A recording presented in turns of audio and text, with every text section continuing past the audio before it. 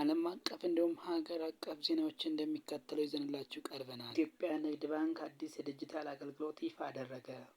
የኢትዮጵያ ንግድ ባንክ የደንበኞችን የባንክ አገልግሎት ተደራሽነት ይበልጥ ለማቃለል እና የዲጂታል ኢኮኖሚውን ለማሳደግ ታስቦ የተዘጋጀ አዲስና ዘመናዊ የሞባይል ባንኪንግ መተግበሪያ ዛሬ በይፋ አስተዋወቀ።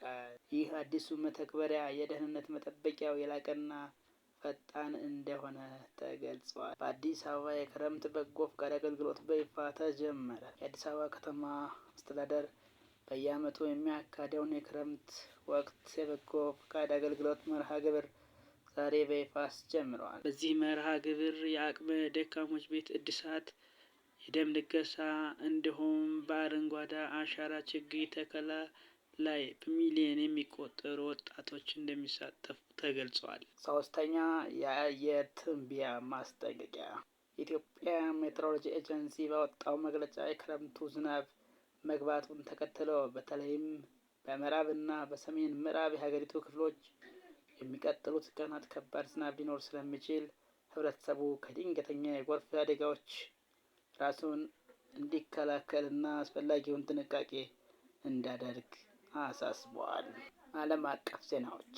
የአውሮፓ ህብረት በአርቲፊሻል ኢንተለጀንስ ኤአይ ላይ አዲስ ጥብቅ ህግ አወጣ። የአውሮፓ ህብረት በቴክኖሎጂው ዘርፍ የሰውን ደህንነትና የግል ሚስጥር ለመጠበቅ ያለመ አዲስና እጅግ ጥብቅ የሆነ የአርቲፊሻል ኢንተለጀንስ ኤአይ ቁጥጥር ህግ ዛሬ በይፋ አጸደቀ። ይህም በዓለም አቀፍ የቴክኖሎጂ ኩባንያዎች ላይ ከፍተኛ ተጽዕኖ ይኖረዋል ተብሎ ይገመታል። በእስያ ፓሲፊክ ቀጠና ያለው የአየር ንብረት መዛባት ስጋት ፈጠረ። በደቡብ ምስራቅ እስያ ሀገራት የተከሰተው ከባድ የሙቀት ማዕበል ሂት ዌቭ በግብርናና በህዝብ ጤና ላይ ከፍተኛ ቀውስ እየፈጠረ ይገኛል።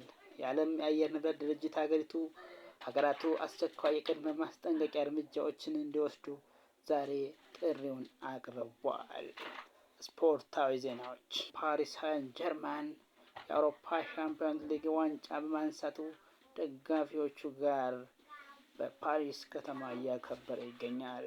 ትናንት ምሽት አርሰናልን በፍጹም ቅጣት ምት አሸንፎ ታሪካዊውን የአውሮፓ ሻምፒዮንስ ሊግ ዋንጫ ያነሳው ፓሪስ ሴንት ጀርማን ፓሪስ ጎዳናዎች ላይ ከደጋፊዎቹ ጋር ደማቅ የድል አከባበር እያደረገ ይገኛል። በአንጻሩ መድፈኞቹ ወደ ለንደን የተመለሱት በከፍተኛ ቁጭት እንደሆነ የስፖርት ሚዲያዎች ዘግበዋል። የተባበሩት መንግስታት ድርጅት በምግብ ዋስትና ላይ አስቸኳይ ስብሰባ ጠራ። በአየር ንብረት መዛባት እና በአንዳንድ ቀጠናዎች ባሉ ግጭቶች ምክንያት በዓለም አቀፍ ደረጃ እየታየ ያለውን የምግብ እጥረትና የዋጋ ንረት አሳሳቢ ደረጃ ላይ በመድረሱ የተባበሩት መንግስታት ድርጅት የዓለም መሪዎችን በአስቸኳይ መፍትሄ ላይ እንዲመክሩ ጥሪ አቅርበዋል። ቴክኖሎጂ የንግድ ውድድር ጠነከረ። ማይክሮቺፕ ምርት እና በሳይበር ደህንነት ዙሪያ በሁለቱ ሀገራት መካከል ያለው አለመግባባት ማደጉን ተከትለው አዳዲስ የገበያ ላይ እገዳዎች ሊጣሉ እንደሚችሉ ተገልጿል። ዓለም አቀፍ የኤሌክትሮኒክስ እቃዎች ዋጋ ላይ ተጽዕኖ ሊያሳድር እንደሚችል የኢኮኖሚ ባለሙያዎች አስጠንቅቀዋል።